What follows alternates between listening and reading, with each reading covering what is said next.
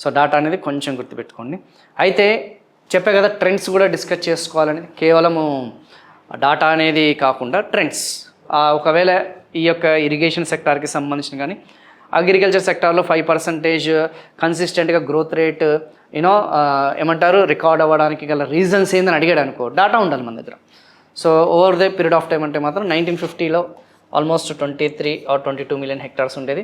మెల్లమెల్లగా 1980కి వచ్చేసరికి 38 million hectares, 2024కి వచ్చేసరికి 77 మిలియన్ హెక్టార్స్.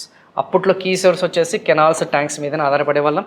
కాలువలు, ఏదైతే చెరువులు, తర్వాత వచ్చేసి ట్యూబ్ వెల్స్ ఎమర్జ్ అయ్యాయి.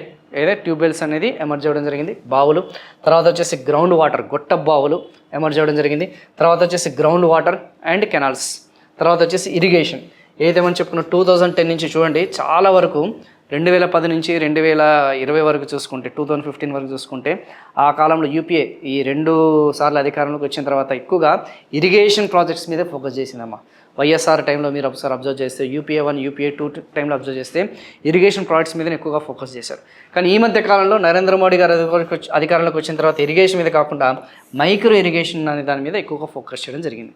సో ఈ డాటా అంతా కూడా ఒకప్పుడు ఏంటి, మధ్యలో ఏంటి, తర్వాత ఏంటి, ఇది కూడా కొంచెం అలా మనము విజయాలు అనేది, అచీవ్మెంట్స్ అనేది ఇరిగేషన్ విషయంలో కూడా సాధించాము. అందుకే 10% పెరగడానికి గల కారణం ఈ మధ్య కాలంలో it is the main reason అనే సంగతి గుర్తుపెట్టుకోండి. ఓకేనా.